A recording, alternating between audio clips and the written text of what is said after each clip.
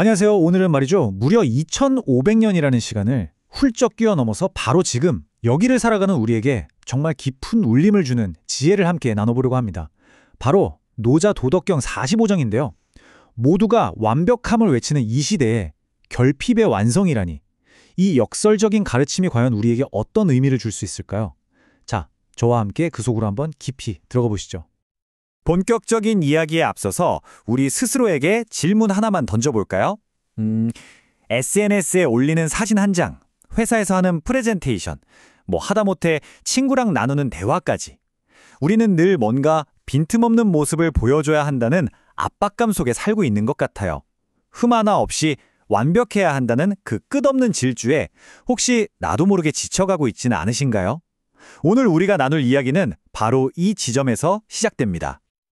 자, 노자의 그 깊고 심오한 지혜로 바로 들어가기 전에 워밍업 삼아서 마음을 좀 편안하게 해주는 이야기 하나 먼저 들려드릴게요. 이 우화가 오늘 우리가 탐구할 철학의 핵심을 아주 아름답게 담고 있거든요. 옛날 어느 마을에요, 솜씨가 좀 서툴기로 소문이 자자한 장인이 한 명 살고 있었어요.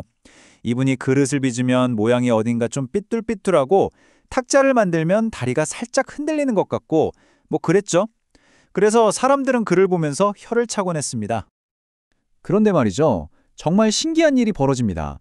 시장에 물건을 내놓기만 하면 언제나 이 서툰 장인의 물건이 제일 먼저 팔려나가는 거예요. 아니, 겉보기엔 얇고 투박해서 금방이라도 깨질 것 같은 그릇은 이상하게도 오래오래 쓰는 거 있죠?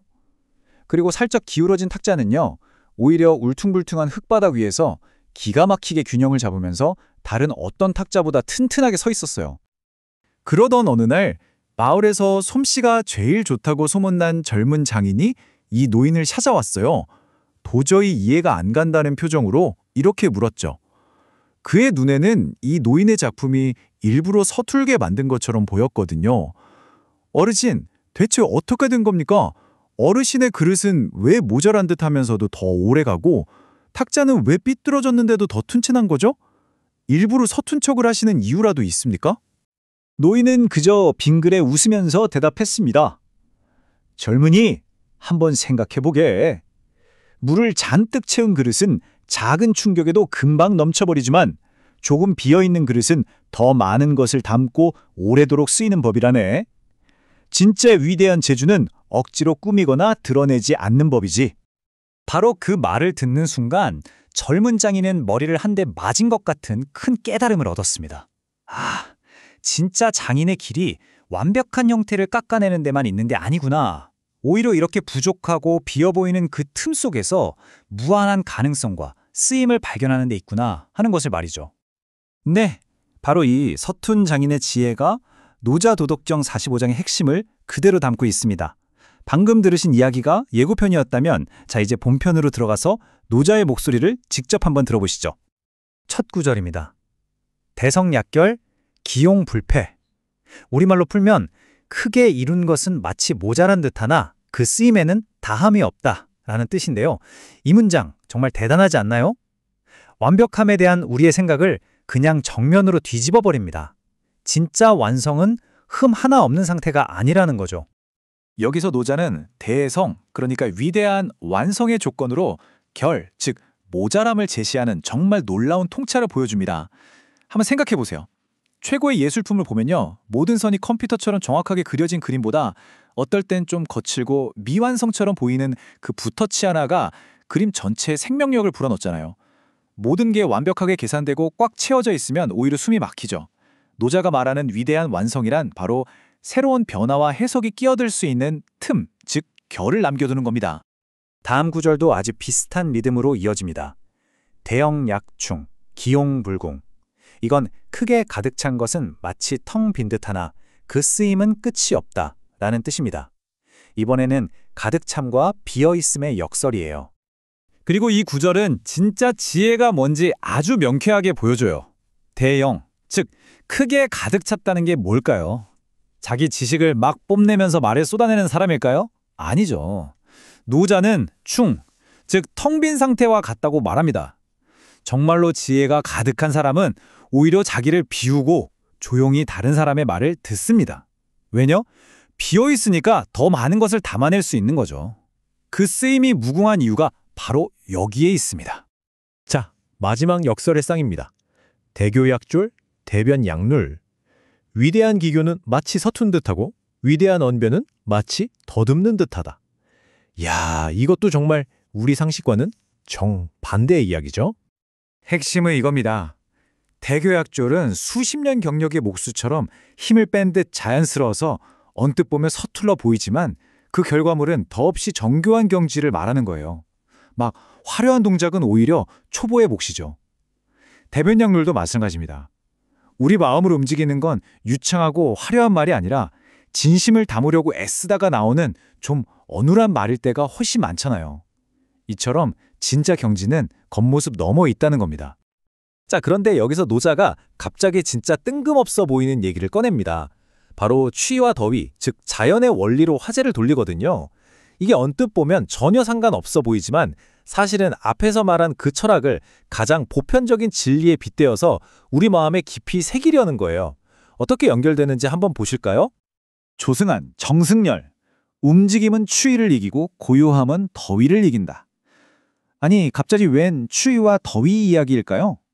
앞에서 말한 그 위대한 것들의 역설이랑 이 자연현상에 도대체 무슨 관계가 있는 걸까요? 노자의 방식이 이렇습니다. 추상적인 원리를 가장 단순한 물리법칙에 빗대어 설명하는 거죠.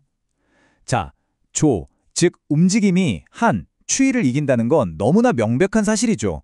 우리가 추울 때 몸을 막 부지런히 움직여서 열을 내는 것처럼요. 그렇다면 반대로 우리가 즉 더위를 느낄 때는 어떻게 해야 할까요? 바로 이 질문이 핵심입니다. 노자가 말하는 이 더위는 단순히 날씨만 뜻하는 게 아니겠죠. 이 자연의 원리를 이제 우리 삶으로 직접 가져와 보죠. 우리를 뜨겁게 달아오르게 하고 결국 지치게 만드는 그 더위란 과연 무엇일까요? 네, 바로 그거예요. 우리를 지치게 하는 삶의 더위는 바로 우리가 맨 처음에 이야기했던 그 완벽주의, 끝없는 경쟁, 성과에 대한 압박감입니다. 이 뜨거운 열기에 휩싸였을 때 노자가 제시하는 해답은 맞불을 놓는 게 아니라 바로 고요함, 즉 정입니다. 결국 모자라고 비어있고 서툴러 보이는 그 모든 위대한 모습들이 바로 이 고요함에서 비롯된 거였구나 하고 깨닫게 되는 거죠.